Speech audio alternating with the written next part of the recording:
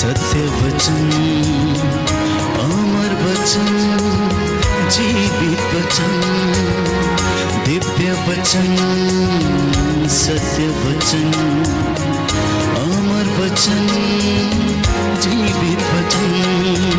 साई दा बाबा बनी दा बाबा बगरे जनी रे जनी रे जनी रे जनी रे सा। दिव्य वचन, सत्य वचन, अमर वचन, जीवित वचन, दिव्य वचन, दिव्य वचन।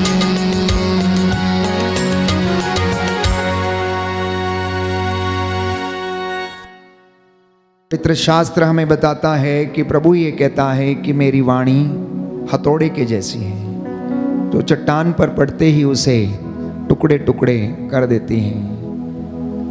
आज की सदी की विडंबना ये है कि लोगों को अपने धर्मशास्त्र का ज्ञान नहीं है।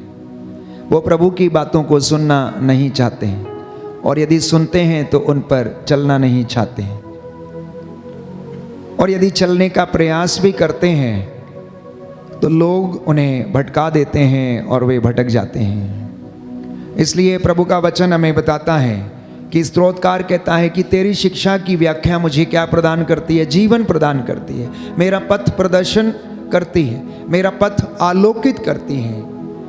इसलिए आज का जो वचन परमेश्वर ने दिया है वो ये है कि प्रभु ने कहा कि मेरे बच्चों से कहो कि ये मेरी इच्छा पर चलना सीखें। तो आज का जो पहला संदेश प्रभु देना चाहता है वो ये है कि विश्वासी प्रभु की इच्छा पर चलना सीखें। विश्वासी प्रभु की इच्छा पर चलना सीखें। दूसरा संदेश प्रभु देना चाहता है कि आप और मैं उसके सानिध्य में रहना सीखें। और संत योहन लिखता है अध्याय 15 में कि जो मुझ में रहता है मैं उसमें रहता हूं। प्रभु यीशु ने कहा जो मुझ में रहता है मैं उसमें रहता हूं, और जो मुझ में रहता है वो बहुत अधिक फल उत्पन्न करता है, क्योंकि मुझसे अलग रहकर तुम कुछ भी नहीं कर सकते। एक विश्वासी के लिए, प्रभु के मार्ग पर चलने वाले व्यक्ति के लिए, एक अनुयायी के लिए प्रभु से जुड़े रहना अनिवार्य है। एक मनुष्य के लिए इस धरती पर रहते हुए भी परमेश्वर के वचन से जुड़े रहना अनिवार्य है। प्यारे भाई और बहनों, हालेलुया, हालेलुया, हालेलुया, हालेलुया। हे प्रभु यीशु, मैं वादा करता हूँ कि मैं आपके साथ जुड़ा रहूंगा। Hallelujah, hallelujah, hallelujah, hallelujah. एक तीसरी मुख्य बात है कि परमेश्वर को हम उतना बड़ा देखें जितना बड़ा वो है। मैं बार बार आप लोगों से यही आग्रह करता हूं, you should see the lord as big he is. उसे हम अपने विचारों के अनुसार नहीं, परंतु जैसा वो है, जैसा धर्मशास्त्र बताता है, हम उसे वैसा देखने की कोशिश करें। वो जितने बड़े काम कर सकता है हम उतने बड़े कामों को देखने की कोशिश करें। वो जो रहस्य और चमत्कार दिखा सकता है, प्रकट कर सकता है, हम उसे उसी तरह से देखने की कोशिश करें। हम परमेश्वर के मार्ग पर जब चलते हैं तो परमेश्वर की इच्छा के अनुसार चलने की हम कोशिश करें। परमेश्वर के हृदय में अपने आप को समर्पित करें। अन्यथा बाइबल कहती है कि मनुष्य को इससे क्या लाभ यदि वो सारा संसार प्राप्त कर ले परंतु अपनी आत्मा गंवा दे, अपना जीवन गंवा दे। क्या लाभ है उसे? हम किसके लिए प्रयत्न करते हैं? हम क्यों प्रयत्न करते हैं? इस जीवन में हमारा उद्देश्य क्या है? What is the purpose of our life on this earth? हम वचनों को सुनना पसंद नहीं करते हैं। कोई भी व्यक्ति आज ईश्वर की वाणी पर ध्यान देना नहीं चाहता, इसलिए नबी यशाया लिखता है कि मेरी वाणी कान लगाकर सुनो, ध्यान पूर्वक सुनो, सावधानी से इसका पालन करो और ये तुम्हें जीवन प्रदान करेगी। बोले amen. Amen. Hallelujah, hallelujah. Hallelujah, hallelujah. यीशु की स्तुति हो, यीशु की स्तुति हो। यीशु को धन्यवाद, यीशु को यीशु धन्यवाद। की आराधना हो, यीशु की आराधना हो। यीशु की आराधना हो, यीशु की आराधना हो। यीशु की महिमा हो, यीशु की महिमा हो। यीशु को धन्यवाद। यीशु को धन्यवाद। हालेलुया। हालेलुया। क्योंकि बाइबल में बताती है कि जिस तरह पानी और बर्फ आकाश से उतरकर भूमि को सींचे बिना और उसे उपजाऊ बनाए बिना, हरियाली से ढके बिना वहाँ नहीं लौटते, जिससे कि बीज बोने वाले को बीज और खाने वाले को अनाज दे सकें, उसी तरह परमेश्वर कहता है मेरी वाणी भी है। जब वो बोली जाती है, जब सुनाई जाती है, तो अपना उद्देश्य पूरा करके वो वापस लौटती है। इस वक्त आप में से बहुत सारे लोग मेरे साथ ऑनलाइन कनेक्टेड हैं और वचन सुन रहे हैं। प्यारे भाइयों और बहनों, इन 1500 लोगों में से अगर किसी एक व्यक्ति के मन को भी ये वचन छू लेता है और वो प्रायश्चित कर लेता है, तो प्रभु का वचन सफल हो गया और अपना उद्देश्य उसका पूरा हो गया। आप सुनने वालों में से कोई एक व्यक्ति भी अपने गलत रास्तों को छोड़कर परमेश्वर की ओर अभिमुख हो जाता है, तो परमेश्वर की वाणी प्यारे भाइयों और बहनों फल उत्पन्न करती है और अपना वचन पूरा करती है, अपना उद्देश्य पूरा करके लौटती है। इसलिए हम बार बार पढ़ते हैं कि आकाश और पृथ्वी टल जाए तो टल जाए, प्रभु कहता है मेरी वाणी का एक मात्रा और बिंदु भी पूरा हुए बिना नहीं टलेगा। इसलिए प्रभु ये कहता है कि हे मानव, हे इंसान, तू सावधान रह, तू सावधान रह।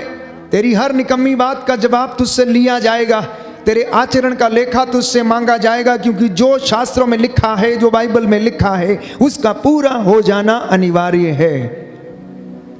अगर बाइबल में यह लिखा है प्रकाशित वाक्य में कि तेरे कर्मों के अनुसार तेरा न्याय किया जाएगा, तो ये सत्य है और ऐसा ही होगा। जीवन की पुस्तक खोली जाएगी और हमारे सामने पढ़ा जाएगा, हमारे अच्छे और बुरे कर्मों को पढ़कर सुनाया जाएगा। ये परम सत्य है, क्योंकि ये पवित्र बाइबल का वचन है, ये पूरा हुए बिना नहीं टलेगा। यीशु ने यदि कहा कि मैं तुम्हें जीवन दूंगा, जो मेरे पास आएगा अंधकार में नहीं भटकेगा, तो ये भी परम सत्य है, क्योंकि उसने कहा मार्ग, सत्य और जीवन मैं हूं। हमें पानी की आवश्यकता है प्यारे भाइयों और बहनों, हमें हवा की आवश्यकता है जीने के लिए, और प्रभु ये कहता है संजीवन जल का झरना मैं हूं, मैं जीवन देने वाली रोटी मैं हूं, रास्ता दिखाने वाला मार्ग मैं हूं, और जो उसके ऊपर चलता है वो अनंत जीवन प्राप्त करेगा। बोले amen, amen. Hallelujah, hallelujah. Hallelujah, hallelujah. Hallelujah. Hallelujah. इसलिए अपने आप को समर्पित करने की आवश्यकता है। आज इंसान भटका हुआ है, इंसान अपने ही कामों में फंसा हुआ है, अपनी ही दीन दुनिया में मस्त है, दुनियादारी में, लेन देन में, रोज अपने ही कार्यों में मस्त रहता है। नूह के दिनों में भी ऐसा ही हुआ। नूह को परमेश्वर ने पहले से आगाह किया था, क्योंकि वो धर्मी व्यक्ति था, और उससे कहा कि आज से 40 दिन के बाद लगातार 40 दिन और 40 रात तक वर्षा होगी और जल प्रलय आएगा। और बहुत सारे लोगों को वहां पर प्रायश्चित के लिए वचन सुनाया गया, लेकिन उन्होंने ईश्वर की वाणी पर ध्यान नहीं दिया। और एक दिन ऐसा हुआ जब नूह पोत बना चुका था और परमेश्वर की आज्ञा के अनुसार सृष्टि का एक एक पक्षियों का और पशुओं का जोड़ा उसमें अंदर ले जा चुका था, तो दरवाजे बंद हो गए और ईश्वर ने इस पृथ्वी के ऊपर लगातार 40 दिन और 40 रात वर्षा की। अब प्यारे भाइयों और बहनों, जल प्रलय आया, सब कुछ नष्ट हो गया, सब कुछ नष्ट हो गया। लोग खाते पीते थे, शादी ब्याह करते थे, और यही सब हो रहा था। गोमोरा, सोदोम और गोमोरा में भी ऐसा ही हुआ। पाप इतना बढ़ गया कि लोगों के सिर चढ़कर बोलता था। हर तरीके के अश्लीलता, पशु गमन और अनेक प्रकार के लोभ, लालच, व्यभिचार और अश्लीलता उस जगह पर थी। परमेश्वर को यह देख के बड़ा दुख हुआ कि परमेश्वर ने जिस व्यक्ति को इतना सुंदर बनाया था, स्वर्गदूतों से थोड़ा ही छोटा बनाया था, अपने प्रतिरूप बनाया था, ये व्यक्ति क्या ऐसे घृणित काम कर सकता है। एक सुंदर दाखलता उसने लगाई थी, ये कड़वी कैसे हो गई है, जंगली कैसे हो गई, और ये कड़वे फल कैसे देने लगी है, इसलिए उसने कहा कि मैं इसका सर्वनाश कर दूंगा, मैं इसका सर्वनाश कर दूंगा। इब्राहिम ने कोशिश की उसको बचाने के लिए और उससे परमेश्वर से आग्रह किया कि अगर इस जगह में 10 लोग भी धर्मी पाए जाएंगे तो क्या फिर भी तू इसको नष्ट कर देगा? परमेश्वर ने चुनौती दी कि जा, अगर इस नगर में मुझे 10 लोग भी धर्मी मिलेंगे तो भी मैं इसका सर्वनाश नहीं करूंगा। और बाइबल कहती है कि उस जगह में 10 धर्मी भी नहीं मिले। प्यारे भाई और बहनों, पाप इतना ज़्यादा लोगों के सिर चढ़कर बोलता था, क्योंकि लोग ईश्वर की वाणी को सुनना पसंद नहीं करते थे, उस पर चलना नहीं चाहते थे, हर प्रकार की बुराई में फंसे हुए थे। और परमेश्वर ने सोदोम और गमोरा के ऊपर गंधरस और आग बरसाई और वो तबाह हो गया, वो तबाह हो गया प्यारे भाई और बहनों। लेकिन इसके विपरीत निनवे के शहर के लोगों को जब प्रायश्चित का संदेश सुनाया गया, उनसे भी यही कहा गया था कि आज से 40 दिन के बाद निनवे शहर नष्ट कर दिया जाएगा, इसलिए प्रायश्चित करो और परमेश्वर की ओर अभिमुख हो जाओ। अभी भी समय है, लौट कर चले आओ, ये दिन बुरे हैं, पता लगाओ कि कौन सी बातें परमेश्वर को प्रिय हैं। उन्होंने स्वीकार किया, नबी योनस के द्वारा ये वाणी उन्हें सुनाई गई और उन्होंने परमेश्वर की वाणी पर ध्यान दिया। छोटे से लेकर बड़े तक, राजा से लेकर रंक तक, सब ने टाट ओढ़कर राख के ढेर पर बैठकर प्रायश्चित किया, क्योंकि यशायाह नबी का ग्रंथ अध्याय 30 पद संख्या 15 में स्पष्ट करता है, प्रायश्चित और स्वीकृति में तेरा कल्याण है। Your salvation lies in repentance and forgiveness. Your salvation lies in repentance and forgiveness. आपका उद्धार प्यारे भाइयों और बहनों प्रायश्चित में है, आपका उद्धार क्षमा करने में है, क्योंकि यीशु ने कहा यदि तू क्षमा करेगा तो तुझे भी क्षमा किया जाएगा, यदि तू क्षमा करेगा तो तुझे भी क्षमा किया जाएगा, तू यदि दोष नहीं लगाएगा तो तुझ पर भी दोष नहीं लगाया जाएगा, तू अगर देगा तो तुझे भी दिया जाएगा, ऊपर उठी हुई पूरी की पूरी नाप तेरी झोली में डाल दी जाएगी। इसलिए बाइबल कहती है ईमानदारी और वफादारी को अपने गले में क्या कर दो, पट्टा बांध के पहन लो। जैसे कोई व्यक्ति चेन में लॉकेट डाल के पहनता है, उस तरीके से ईमानदारी और वफादारी, विनम्रता और पवित्रता ये अपने से दूर ना करो, क्योंकि इसके अभाव में कोई भी ईश्वर के दर्शन नहीं कर सकता। No one can see the lord without holiness and repentance. पवित्रता और विनम्रता के अभाव में कोई भी ईश्वर के दर्शन नहीं कर सकता है। Hallelujah, hallelujah. इसलिए आज का वचन आपके लिए है, आज का वचन आपके उद्धार के लिए है, आज का वचन आपके घर के लिए है, क्योंकि यीशु कोई साधारण शिक्षक नहीं है, यीशु कोई साधारण गुरु नहीं है, यीशु कोई पैगंबर नहीं है, यीशु कोई संत महात्मा नहीं है जो हम उसकी बातों को सुने और वाहवाही करें। वो मुक्तिदाता है, एकमात्र मुक्तिदाता, जिसके विषय में बाइबल हमें बताती है, जिसके विषय में इतिहास गवाह है, जिसके विषय में लिखा गया है। बाइबल बताती है कि उसने चमत्कार दिखाए, उसकी कब्र आज भी खाली है, वो कुंवारी मरियम से जन्म लिया, उसने काट के ऊपर अपने प्राण निछावर किए, उसकी बगल में भाला मारा गया और उसने अपने प्राण त्यागे।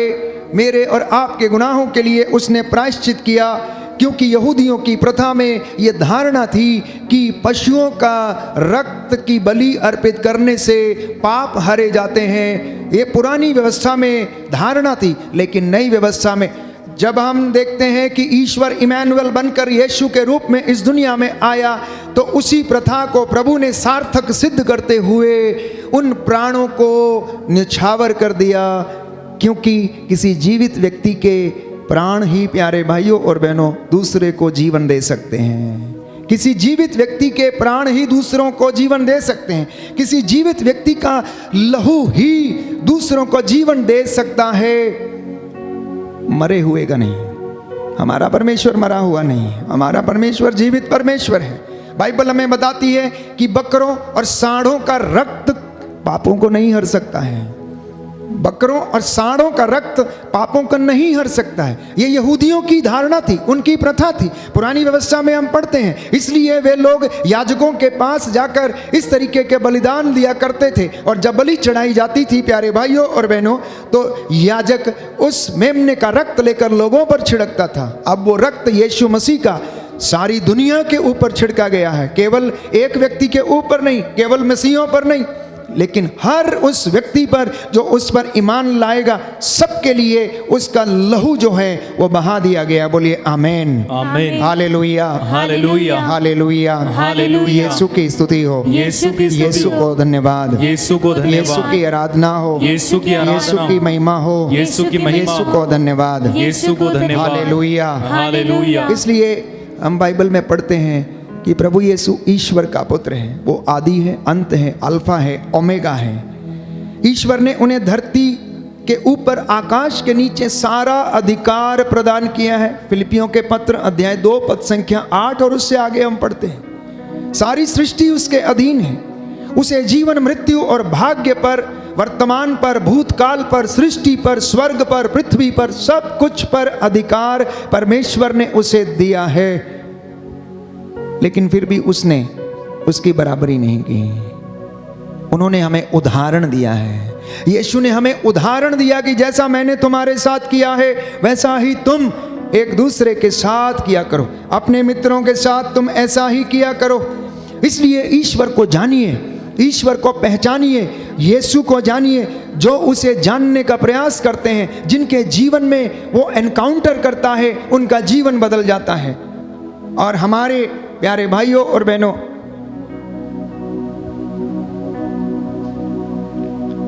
हमारे जीवन में हम देखते हैं कि ऐसे कई लोग हैं जिनका जीवन परमेश्वर ने बदल दिया। और उनमें से एक साधु सुंदर सिंह की हम बात करते हैं, जिनका कि जीवन बदल गया जब उन्होंने यीशु मसीह को जानना चाहा, देखना चाहा, उनके विषय में जानना चाहा, उस खोज को करना चाहा, उस मुक्ति को प्राप्त करना चाहते थे जो अन्यत्र उन्हें कहीं ना मिली। और यीशु ने उन्हें अपना अनुग्रह प्रदान किया, अपना अनुभव उन्हें प्रदान किया और उनका पूरा जीवन बदल गया। बाइबल में हम पढ़ते हैं कि जक्कैउस के विषय में, जब उसने यीशु को मिलना चाहा, देखना चाहा, तो उसका जीवन बदल गया।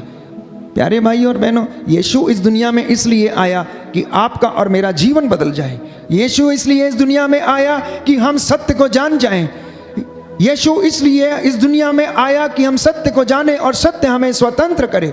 यीशु इसलिए इस दुनिया में आया ताकि मैं और आप पाप की गुलामी से आज़ाद रहें, शैतान का हमारे ऊपर कोई वश ना चले। और इसलिए बाइबल कहती है कि उसने मौत पर फतह पाया, उसने क्रूस पर अपने प्राण निछावर कर दिए। इसलिए संत पौलुस कहता है, ओ मृत्यु कहाँ है तेरी विजय, कहाँ है तेरा दंश? क्योंकि इस दुनिया का सबसे कड़वा सच जो है वो मृत्यु है।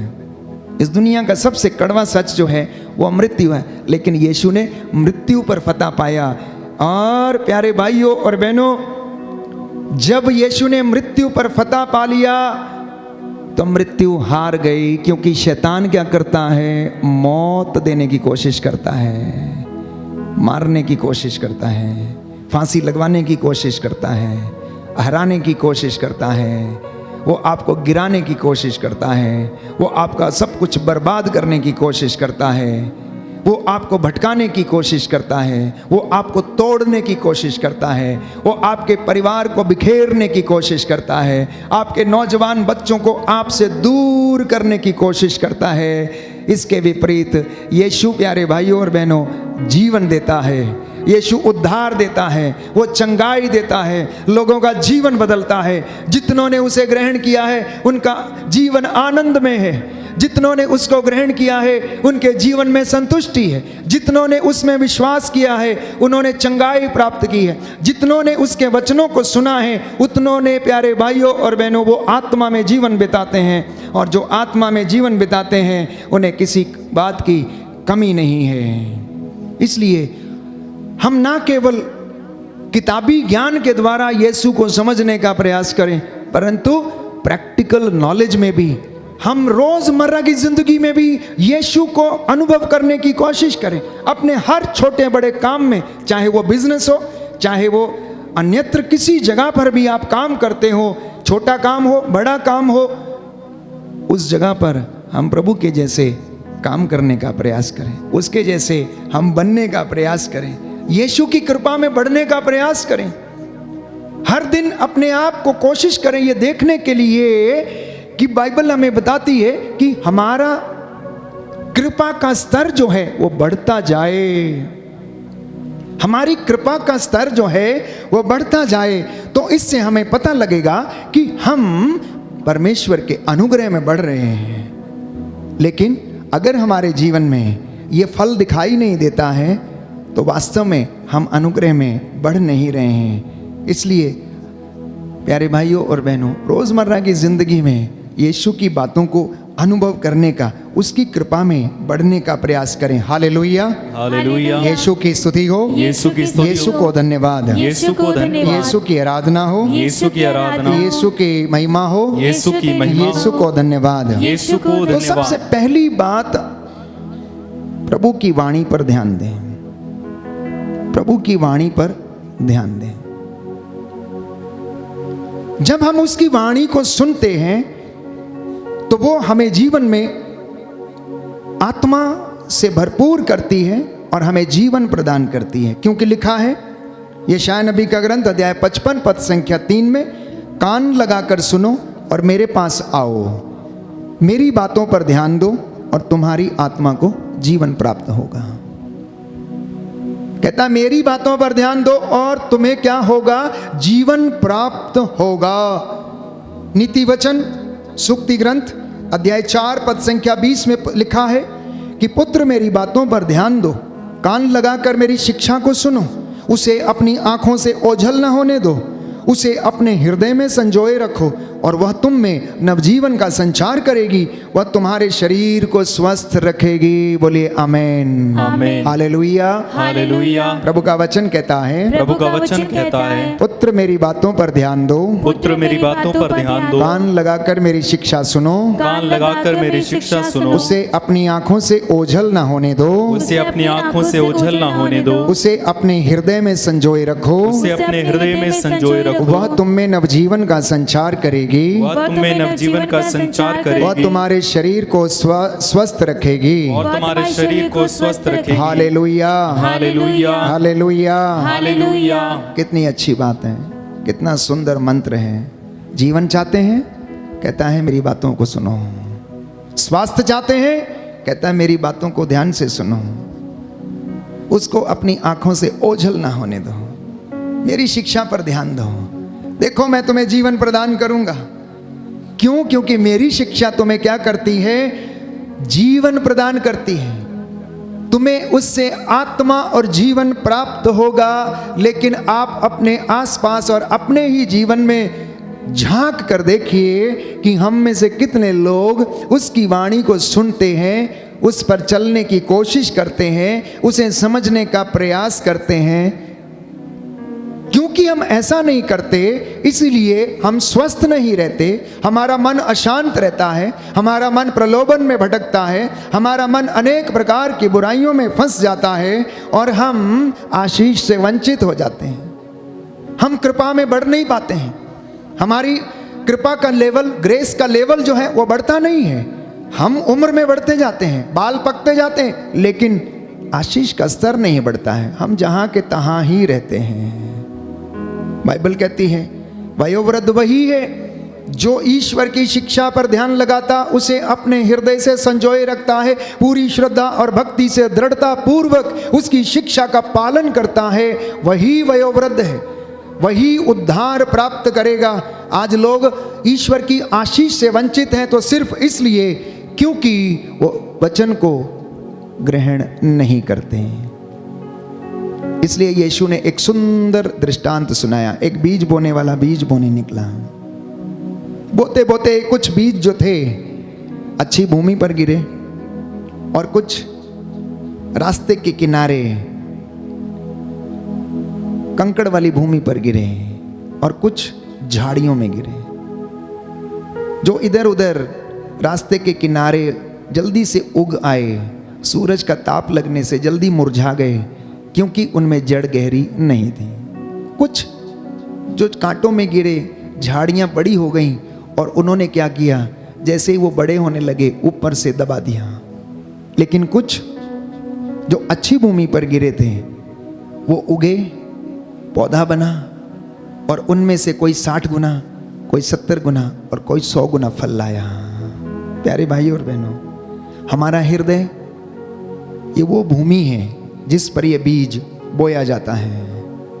पथरीली भूमि ये वो भूमि है, कठोरता की भूमि, कठोरता की भूमि।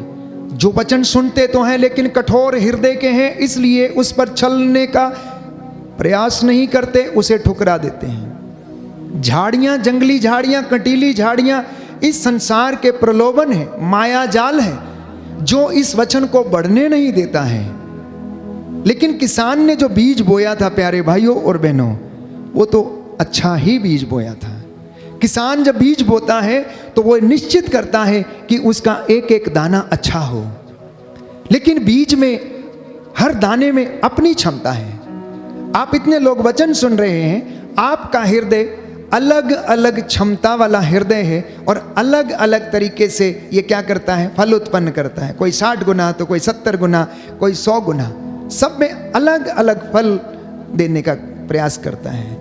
जो जितनी ज़्यादा मेहनत करता है वो उतना अधिक फल लाता है। प्यारे भाई और बहनों, जो जितना ज़्यादा परमेश्वर के नज़दीक रहता है, जितनी ज़्यादा अच्छी भूमि में रहता है, जितनी ज़्यादा गहराई में रहता है, जितना ज़्यादा विश्वास में रहता है, वो उतना ही ज़्यादा फल उत्पन्न करता है। लेकिन जो माया जाल में फंस जाता है, जो पथरीली भूमि पर यानी कि कठोरता का जीवन व्यतीत करता है, वो बहुत जल्दी निराश हो जाते हैं। इसलिए प्रवक्ता ग्रंथ लिखता, अध्याय 2 पद संख्या 3 में, ईश्वर से लिपटे रहो ताकि अंत में तुम्हारा कल्याण हो।